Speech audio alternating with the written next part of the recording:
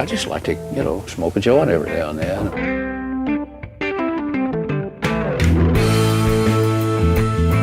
Good people don't smoke marijuana.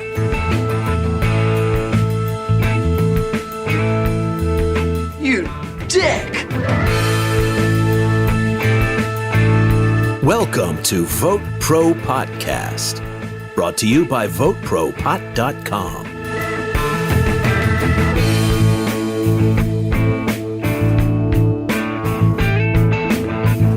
Hello, and welcome to the first episode of VoteProPot-Cast. I'm Jay Britton. I'm Andrew Makrides. And I'm Phil Adams.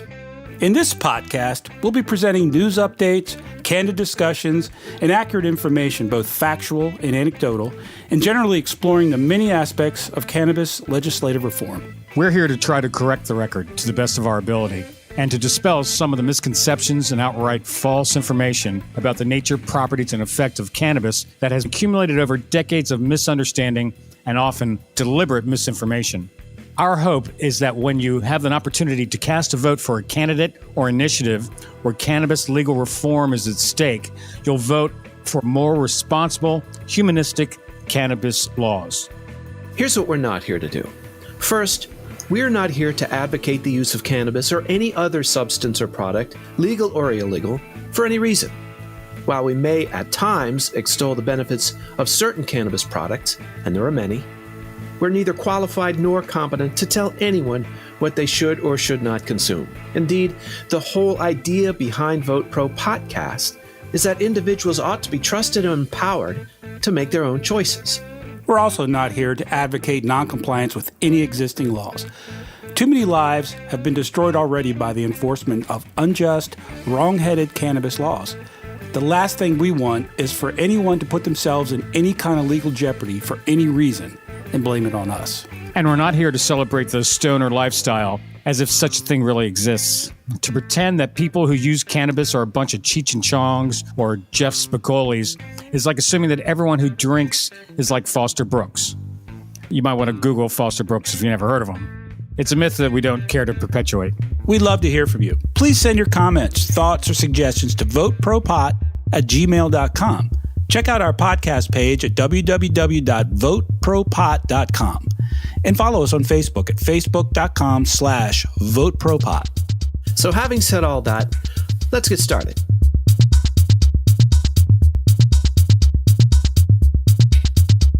So Andrew, take us through some of the history of this and just some of the broad strokes. Human beings, understandably, have been consuming cannabis in one form or another since time immemorial. And in our day and age, it's completely illegal or mostly illegal. When did people decide that it should be against the law? And how did that come about? Well, in the turn of the 20th century, after the Mexican Revolution, Mexican immigrants came to the United States in predominantly the border states, and they brought with them cannabis as for recreational purposes. For personal use, we like to say. For personal use, yes. Now, they also met with resistance. Immigrants, really weren't accepted by everybody. And they used cannabis as a tool to vilify them and to arrest them and to try to control them and repress them. Yeah, and I think it was part of their culture. Like you said, it said they used it to relax after working in the fields all day. And typically, instead of drinking, because alcohol is a lot more expensive and more difficult to get. Correct, and also more harmful. Yeah, but I don't think people understood that then. I mean, white people had their drinks. The Mexicans, indigenous folks, had their hemp. Every culture has had their get high substance. Some of us more than others. The Southwest Indians had their peyote. And we all have, and all through humanity. And then all of a sudden, it's against the law. Well, I think what Andrew was saying, a big part of it was racism. It was after the Mexican Revolution, as Mexicans fled Mexico into Louisiana and Texas, they brought with them their culture. And white Americans looked at it as different. And, what are these people doing? That can't be good. They're smoking something. But, actually, it's interesting. In 1619, King James decreed the American colonists of Jamestown would need to step up efforts to do their fair share towards supporting England. So he sent 100 hemp plants to the new colonies. And that's really how when the hemp business started over here. Let's hear it for King James. Yeah, and originally they weren't smoking it, but eventually they did. Back then it was to use for, as you know, making rope and so forth. Brings us the Bible and weed. You gotta love it. Well, he actually passed a law requiring farmers in Jamestown that they had to grow hemp. That's right. Law in the United States was requiring people to grow it. Do you know a picture of the cannabis leaf was on the dollar bill until sometime in the early 1900s? A lot of people don't know that. Well, now, Andrew, speak to that, because there's a whole lot of changes that went down around then, particularly when it comes to the use of heroin or opium, really, and cocaine in these kind of snake oil home remedies that were distributed and administered kind of willy-nilly without any regulation at all. Well, that inspired the 1913 Poison Act, which included marijuana, to try to control, because they realized it was out of control. Now, you could only get heroin or cocaine with a prescription. That's when that started, or if it was properly identified on the label. In 1930, they started the Federal Bureau of Narcotics, and the first director was Harry Anslinger, basically the first drug czar.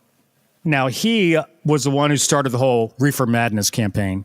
He teamed up with Randolph Hearst, and they, through yellow journalism, they spread this propaganda how cannabis would cause you to go permanently insane, turn you into a violent criminal, and become violent, right? And your women have sex with black men. And that's right. Well, when we were in high school, we watched Reefer Madness and laughed at it. We thought it was hilarious. It was a joke. I didn't think it was real, but it was. It was real. It was meant to be serious. And it worked. Absolutely.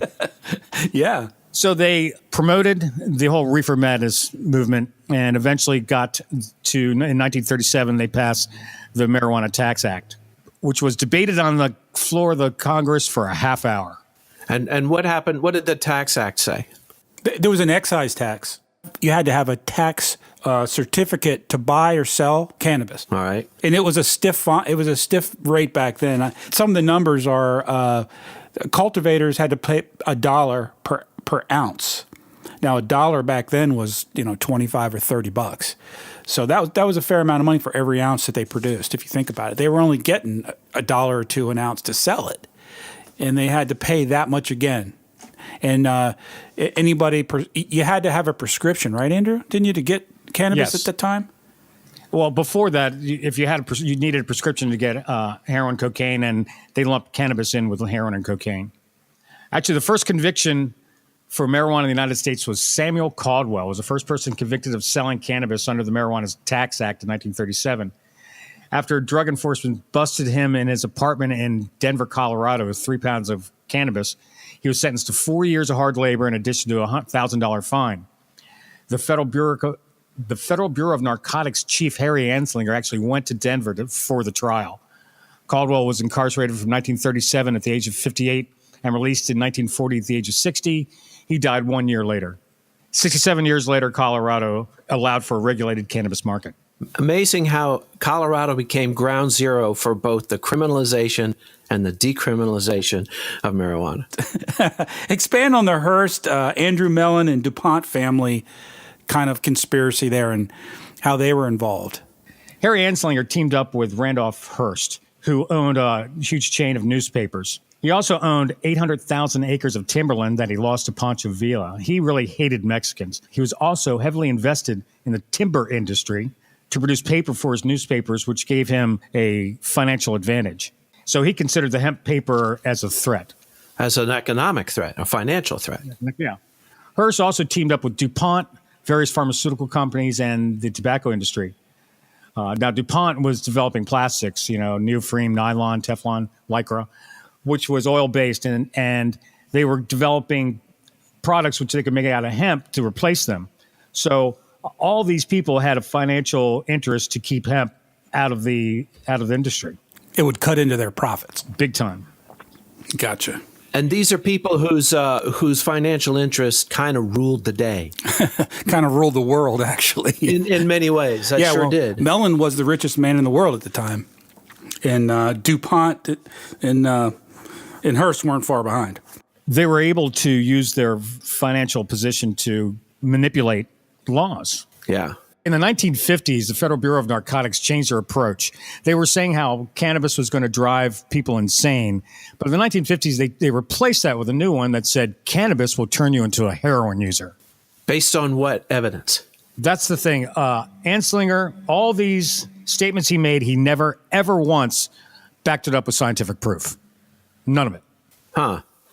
So he just pulled that out his butt. Right. So the whole gateway theory was based on his political opinion, his theology. Probably more his theology, which informed his political opinion. So, Andrew, take us a little bit further into more modern times, into our time. What happened to make this whole drug czar or anti-drug culture come about? Well, in 1969, Richard Nixon drafted the Controlled Substance Act, the legislation that criminalized the use and possession of cannabis and ruled that marijuana had a high potential for abuse with no medical value whatsoever. Imagine that. Well, and of course, remember that around that time was the Timothy Leary and electric Kool-Aid acid tests of Ken Kesey and American Pranksters. LSD was the big thing. And, talking about turn on, tune in, and drop out. So, I mean, it was scary to a lot of people. And I think that generation, especially Nixon's, they considered it the same thing. As far as they were concerned, it was the same. It was all the same. Well, a lot of the people and liberals who backed the whole cannabis reform weren't voting for Nixon. So in the early 70s, Nixon declared war on the drugs, and he adopted the Controlled Substance Act, which established federal government policy and regulated manufacture, import, possession, use, and distribution of certain substances, including cannabis. Even now, cannabis is still classified federally as a Schedule I drug. It's considered as dangerous and addictive as heroin and had no medical use. And again, based on no scientific evidence, just complete aerial pluctation. Well, that's when they came up with the Schaefer Report, and he commissioned the Schaefer Report on cannabis. And then when they gave it to him, it said not only we didn't find anything really that bad about it, there's some good properties, and it definitely shouldn't be criminalized. And literally the story, he says he read the report, he had the report in his hand, and he turned to a trash can next to the Resolute desk and just dropped it in the trash can. And that was it. And just to be clear, Schedule 1, there weren't many drugs on Schedule 1. It was heroin, LSD, peyote.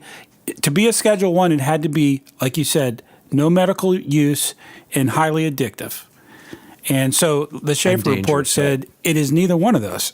It's not addictive, and it certainly does have medical use. And it does, right? Exactly. There's a story that came out of Harper's Magazine that was an interview by a fellow by the name of Dan Baum, who interviewed in 1994 Watergate co-conspirator and Nixon advisor John Ehrlichman. And Ehrlichman basically came clean about the whole business, saying exactly, Andrew, what you just said, that he said basically, well, here's the quote. We knew we couldn't make it illegal to be either against the war or black, but by getting the public to associate the hippies with marijuana and the blacks with heroin, and then criminalizing both heavily, we could disrupt those communities. Imagine we could disrupt those communities. We could arrest their leaders, raid their homes, break up their meetings, and vilify, your word, Andrew, vilify them night after night on the evening news. Did we know we were lying about the drugs? Of course we did. So there it is. You know, the whole basis for why drugs are illegal, why cannabis is sending so many people to jail to this day is because of a lie. Wow. Talk about corruption. Just corruption. Nixon went after his opponents, the liberals and minorities. And he was able to, with cannabis, he was able to vilify the hippies, as he called them, and the liberals. And with heroin, he vilified African Americans and other minorities. And he set a social precedent that's lasted for 40 years. For generations. It's still, they basically set it up and it hasn't changed in 40 years. People are still afraid of. Oh, it is now. Yeah. Well, actually, that's changed a little bit because Reagan kind of doubled down on it. Nancy. Then they started issuing mandatory sentencing.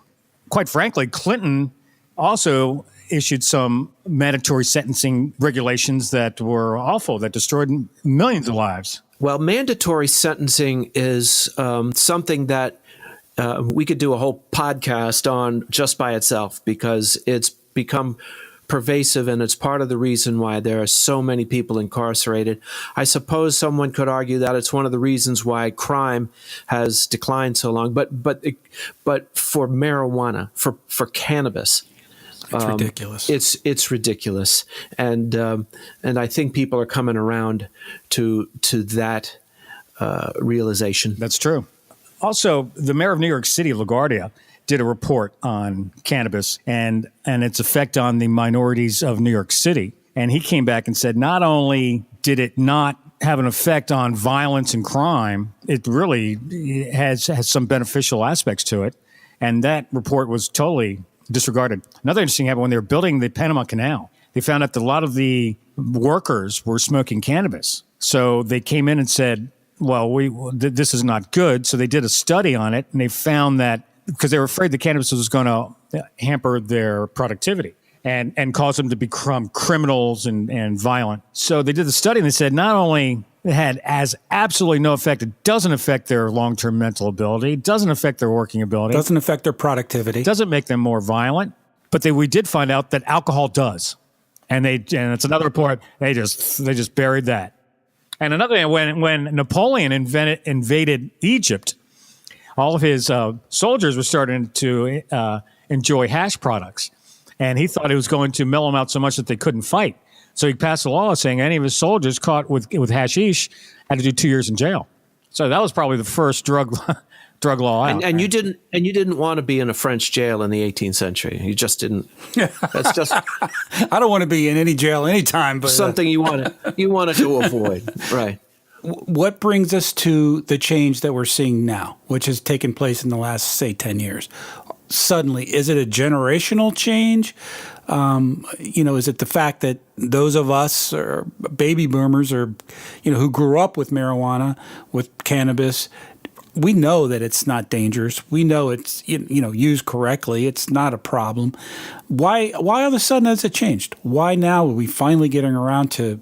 I mean, and it's changed dramatically. You see polls now, Gallup polls and different polls, and it's up to 65% of the American population. And that's everybody says it should be decriminalized in some fashion, at least medical. Why is that? Why all of a sudden? Well, a lot of people have experience in their own lives. They've seen it with their own eyes, that either they tried it themselves or they know people that do, and they go, they're not crazy criminals. It's no big deal. It was based on lies. Yeah, and I think a lot of it's generational.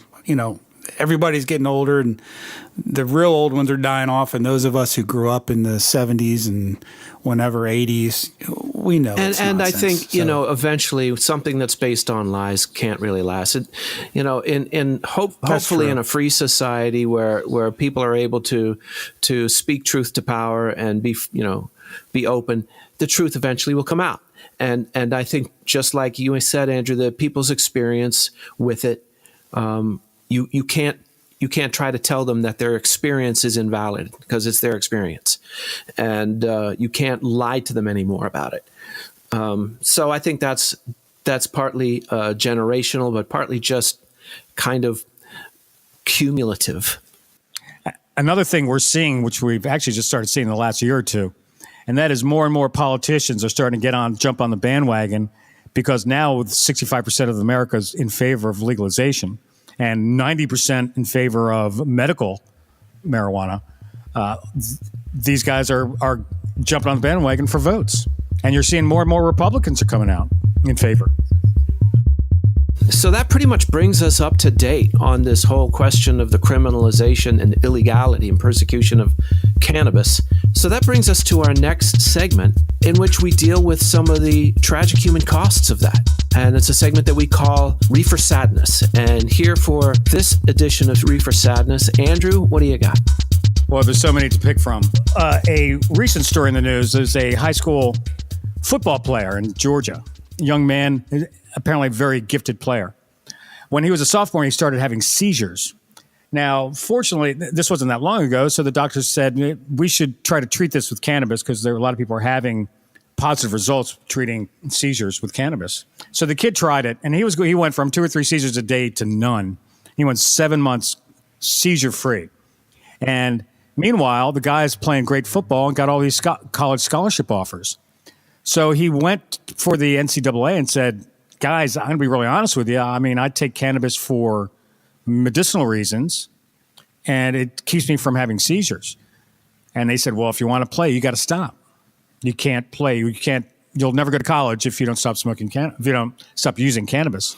Yes, rigid adherence to the law. Right. So right now he's decided to give it up, and he's trying alternative methods, and I wish him all the luck. I hope he is able to work things out. Yeah, that's sad. And there's many other stories. There's a story out of Australia. This gentleman had a teenage daughter who suffered from lupus, I believe, or Crohn's disease.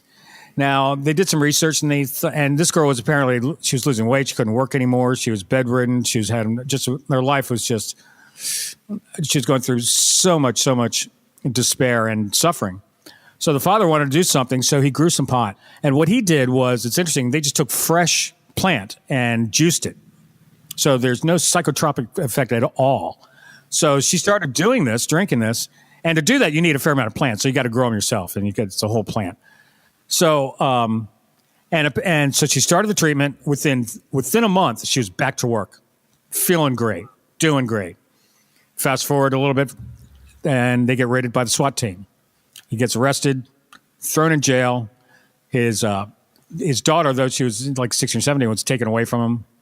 And eventually, fortunately, I think it might have a happy ending. I think the local government, I believe it was like either Victoria or New South Wales, said this isn't fair. We can't do this to this guy, and so they're changing and giving him giving him a break. But time and time again, there's so many stories of people getting caught with cannabis and having their children taken away from them. It's tragic.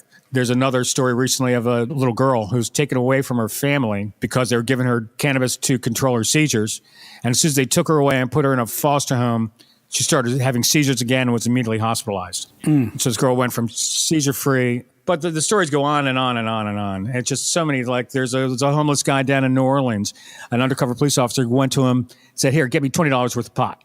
And the guy said, "Listen, I don't sell pot. You give me a $5 commission, and I'll go buy it for you." So he went and picked up the 2 $10 bags, came back, and he was promptly arrested. Now, the guy had 2 priors. So a few months later, he was sentenced for distribution of a controlled dangerous substance and was sentenced to life in jail with no possibility of parole. Get out of here. What? Now that's sad. It's incredible. There's a bunch of people who are getting arrested for small, like a couple grams of pot, but because they had previous, they're going to jail. For a long damn time. And at great expense. And watching violent criminals come and go. Right, exactly. Breaks your heart. Thanks, Andrew. That was great. Every episode, we're going to let Andrew do Reefer Sadness and give us a couple stories just to let people know how many people are suffering, sitting in jail, who have committed no violent crime and very often have done nothing but perhaps get arrested for possession of small amounts of weed 3 times. Anyway, thanks, Andrew.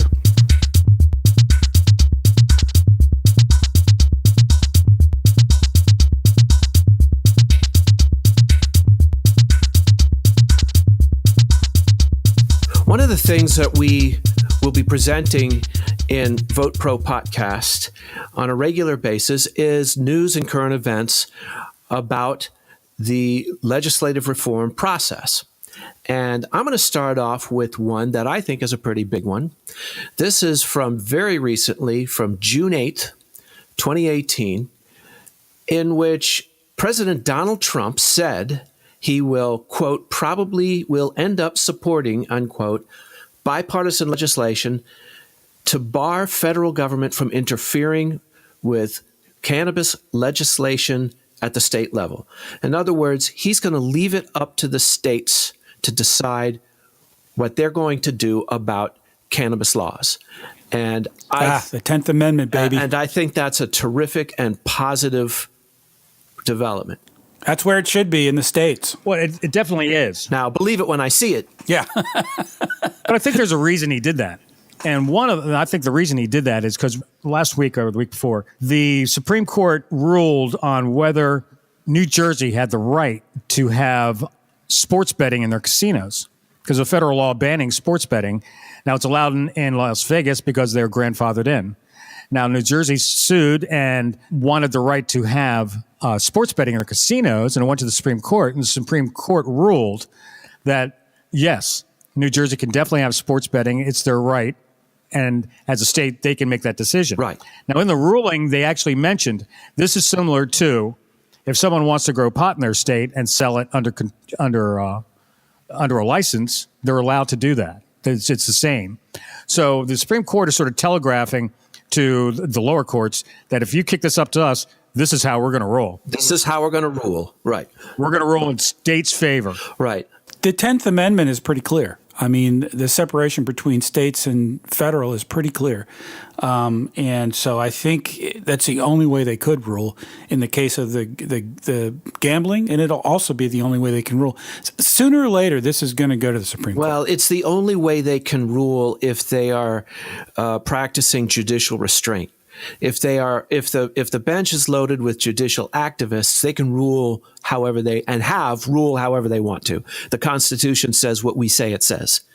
Now, me being kind of the resident conservative on this panel, I'm all about federalism and the Constitution.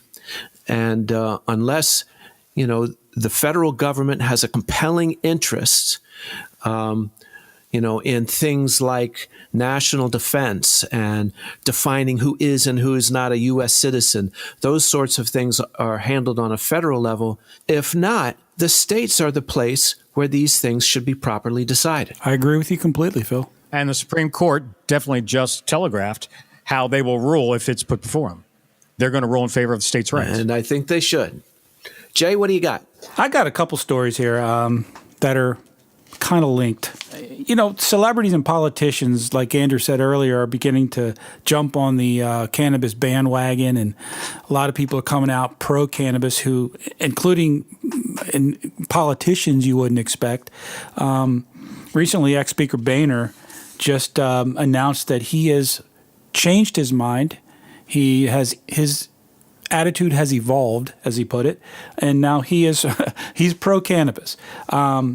For a couple of reasons. He claims that one reason is because a good friend of his had a bad back injury and was on opioids for years and addicted and miserable. And someone convinced him to try cannabis, smoking cannabis, which he did. And he got off opioids and he's doing tons better. And Boehner was witness to this. So he says that's convinced him that he was wrong all along.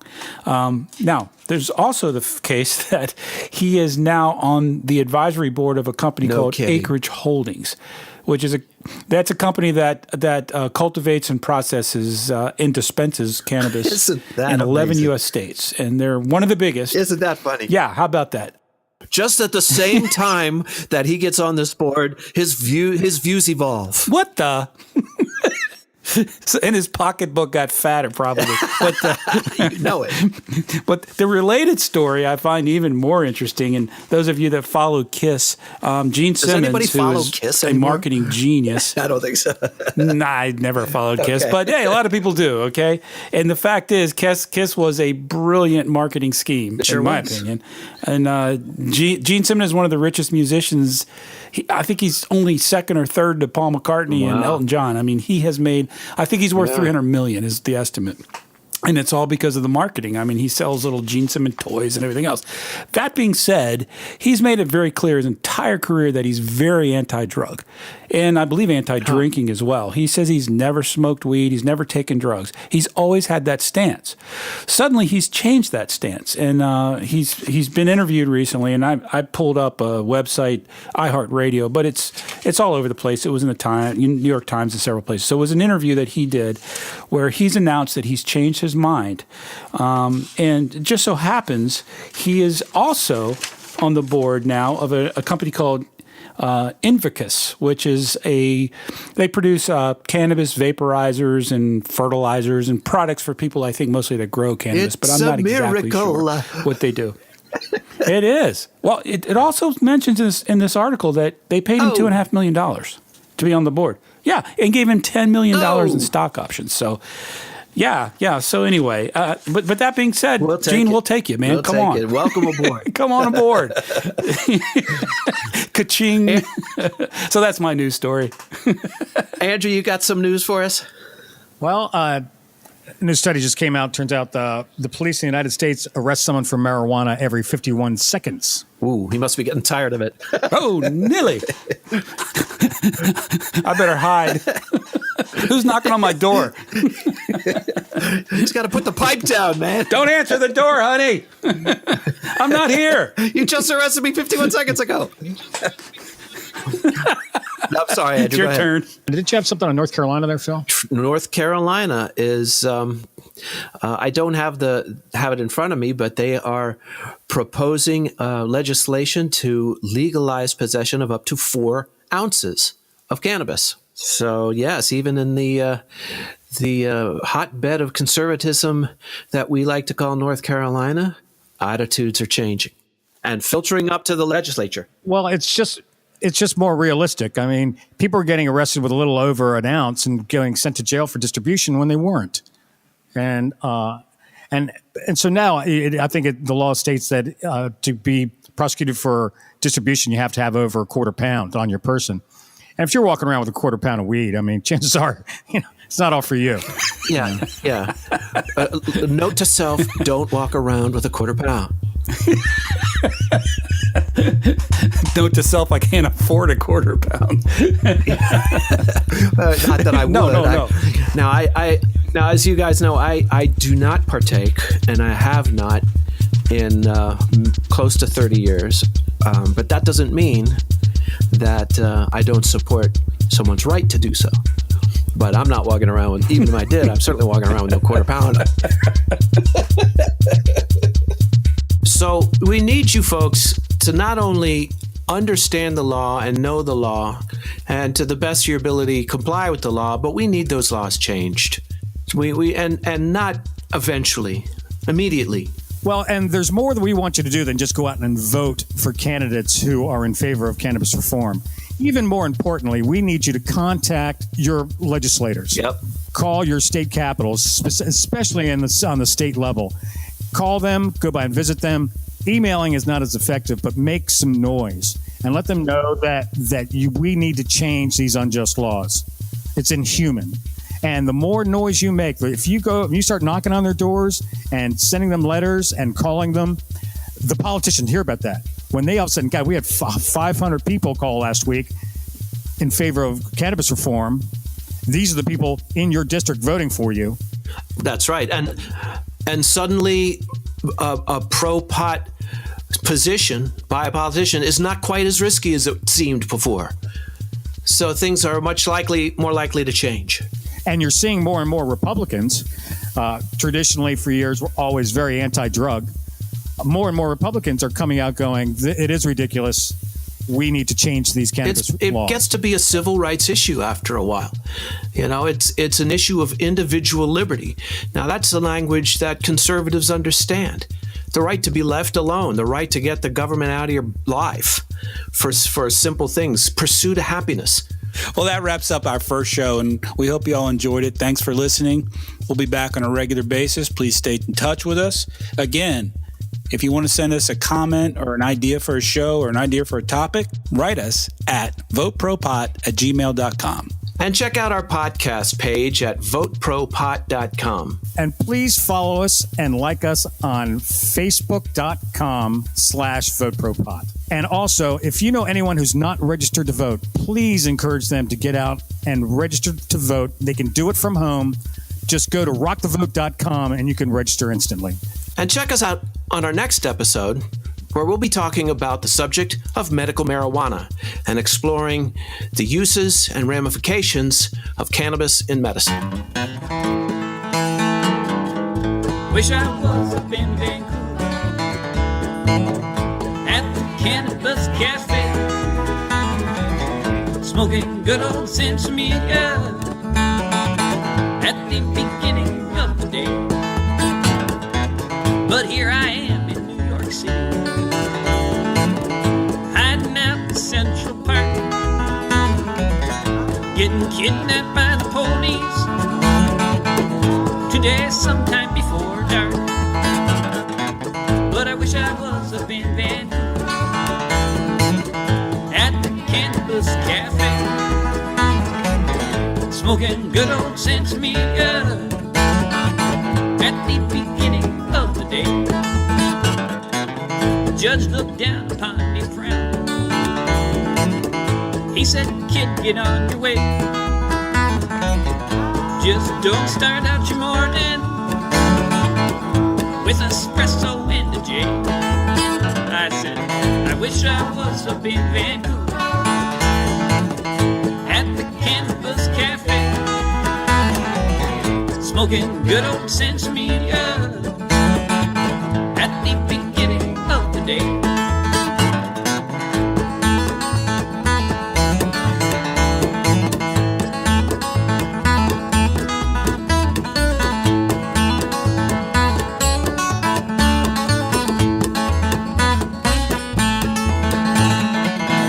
Hitched on out to Portland, caught a ride up to BC, took the bus over to the neighborhood to have a bowl with my coffee. Now I'm up in Vancouver at the Cannabis Cafe, smoking good old Sensimilla at the beginning of the day. Smoking good old Sensimilla